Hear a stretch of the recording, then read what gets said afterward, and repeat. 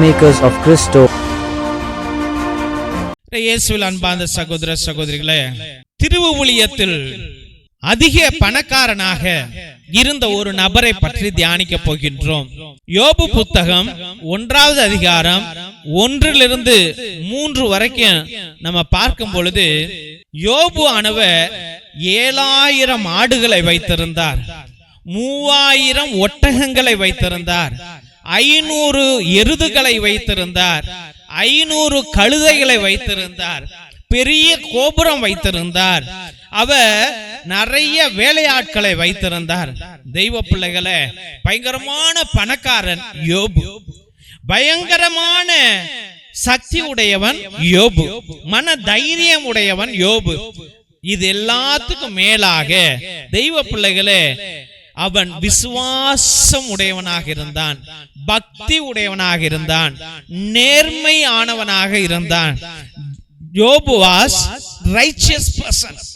He was a prayerful person. But the devil entered into his life with the permission of the Lord. And the Lord said, do not touch his life. You can test him, but do not touch his life. தெய்வ பிள்ளைகளே, ஆச்சரியமான விஷயம் நடக்குது. என்ன விஷயம்? அந்த சாத்தானானவன் அவனுடைய பிள்ளைகளை எல்லாம் அழித்து போடுகிறான். அவன் எருது போச்சு, ஆடு போச்சு, ஒட்டகங்கள் போச்சு, கழுதைகள் போச்சு, எல்லாம் போச்சு, எல்லாம் போச்சு. அவன் பயங்கர செல்வந்தனாக இருந்தான்.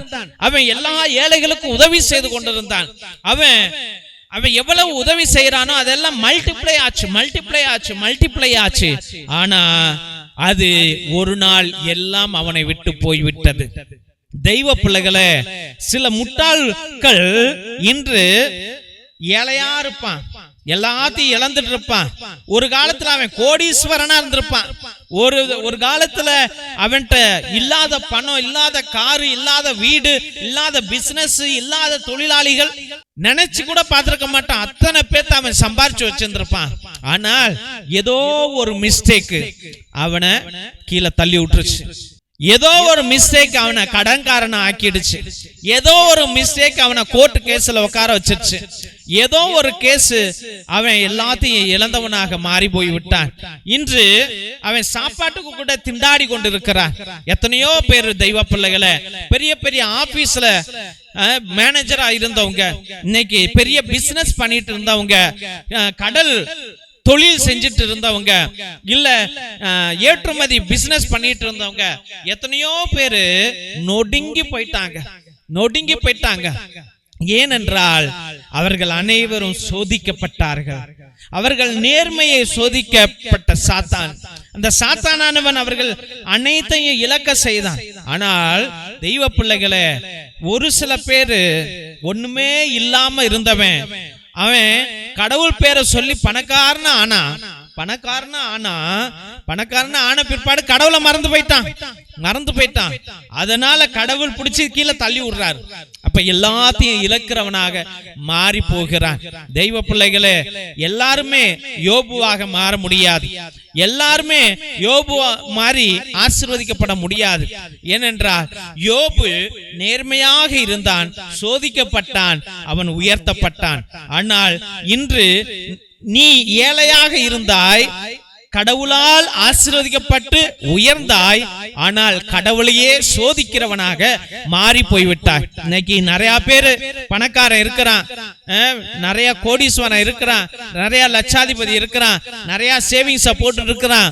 ஆனால் அவனுக்கு ஆண்டவர் இன்று சொல்லுகின்றார், ஆண்டவருடைய வாக்கு வருகிறது, உன் உள்ளத்தில் பேசுகிறது, நீ ஆண்டவரை மறந்து போனாய் மகனே, மகளே, நீ ஆண்டவரை வெறுத்து போனாய். ஏனென்றால் இன்று நீ சொத்தை பிடித்துக் கொண்டாய், யோபுவை போல இழக்க செய்வாய், யோபுவை போல பெறமாட்டாய். அது நிச்சயம் தெய்வ பிள்ளைகளே. அதனால உன் செல்வத்தை நீ வச்சிக்க, ஆனா அந்த செல்வத்துக்கு அதிபதியாக ஆண்டவரை வை. நீ உன்னுடைய திறமையினாலோ ஞானத்தினாலோ உன்னுடைய உழைப்பினாலோ அது வந்தது கிடையாது. நீ உழைச்ச, கண்டிப்பா உழைப்புக்கு பின்னாடி யார் இருக்கிறா? சர்வேஸ்வரன் இருக்கிறார். உன்னுடைய உழைப்புக்கு பின்னாடி யார் இருக்கிறா? தேவன் இருக்கிறார். என் குரு இருக்கிறார், குருநாதர் இருக்கிறார், இயேசு பிரான் இருக்கிறார். அதனால தெய்வ பிள்ளைகளே, யோபுவை போல விசுவாசத்தோடு இரு. நீ இழந்ததை பெற்றுக்கொள்வாய். திமுரோட வாழாத யோபுவை போல இழந்து போவாய் என்று ஆண்டவர் நமக்கு கற்றுக் கொடுக்கின்றார். திருசிலுவை ஆசீர்வாதத்தை பெற்றுக்கொள்வோம். தந்தை ஆசீர்வாதத்தின் திருசிலுவை. திருசிலுவை உனக்கும் உன் குடும்பத்திற்கும் வெளிச்சமாய் இருக்கிறது. நரக சர்ப்பம் உனக்கு அதிபதியாக வேண்டாம். சாத்தானே அப்பாலே போ. அபத்தங்களை பிள்ளைகளுக்கு போதிக்காதே. நீ கொடுப்பது தீது, நீயே அந்த நஞ்சை உட்கொள். நற்கருணை ஆசீர்வாதத்தை பெற்றுக்கொள்வோம். எல்லாம் அல்ல இறைவன், தந்தை, மகன், தூய ஆவியார் உங்களையும் உங்கள் குடும்பத்தையும் ஆசீர்வதித்து வழி நடத்தி காத்தருள்வாராக. ஆமென், ஆமென், ஆமென். இறை இயேசுவில் அன்பார்ந்த சகோதர சகோதரிகளே, உங்கள் அனைவருக்கும் எங்களுடைய மனமார்ந்த நன்றிகளை தெரிவித்துக் கொள்கிறோம். எத்தனையோ பேர் எங்களுடைய ஏழை எளிய பிள்ளைகளுக்கு உங்களால் முடிந்த பழைய துணி, பத்தாத துணி, பயன்படுத்தாத துணி, நோட்டு, பேனா, புஸ்தகங்கள் என்று சோலார் லைட் என்று நீங்கள் அனுப்பி கொண்டே இருக்கிறீர்கள்.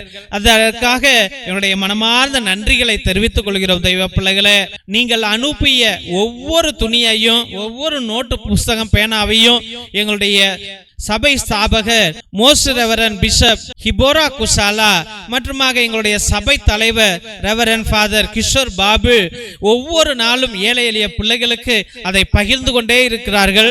அதை தான் இந்த போட்டோல நீங்க அனைவரும் பார்த்து கொண்டிருக்கிறீர்கள். மற்றுமாக உங்களால் முடிந்த அளவுக்கு உங்களுடைய உற்ற உறவினரிடம் சொல்லி கூட இந்த பழைய துணி, பத்தாத துணி, பயன்படுத்தாத துணிகளையும் மற்றுமாக ஏதாவது நோட்டு, பேனா, புஸ்தகங்களை கூட நீங்கள் தொடர்ந்து அனுப்பும்படியாக அன்போடு வேண்டுகின்றோம்.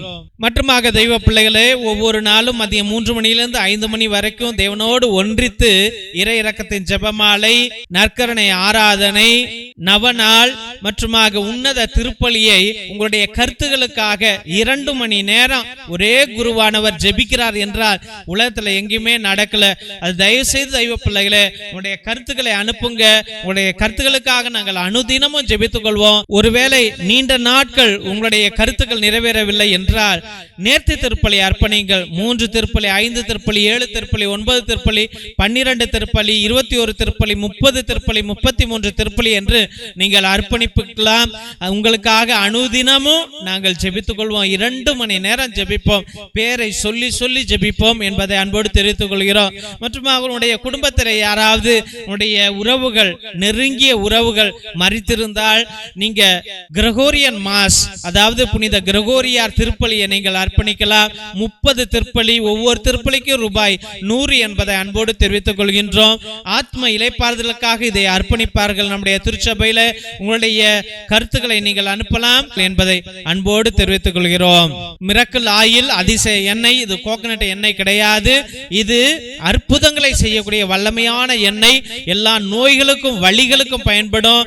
தலைவலி, நெஞ்சு வலி, மூச்சு வலி, முழங்கால் வலி மற்றுமாக மூச்சு வாங்கல், வயிற்று வலி அனைத்திற்கும் பயன்படும். எல்லா நோய்களையும் தீர்க்கும். மற்றுமாக குழந்தை பாக்கியத்திற்கு கூட இது அருமையாக செயல்படும். இதை வாங்கி நீங்கள் தயவு செய்து பயன்படுத்தும்படியாக அன்போடு வேண்டுகின்றோம். இறை இரக்கத்தின் விடுதலை ஜெப புத்தகம். இது அந்த காலத்தில் நம்முடைய மூதாதையர்கள் செபஸ்தியா தகடு, அந்தோனியா தகடு செய்வதற்காக வல்லமையான ஜெபங்களை வைத்து அந்த தகடுகளை செய்தார்கள். அதில் உள்ள ரகசிய ஜெபங்கள் உடையவை இவை.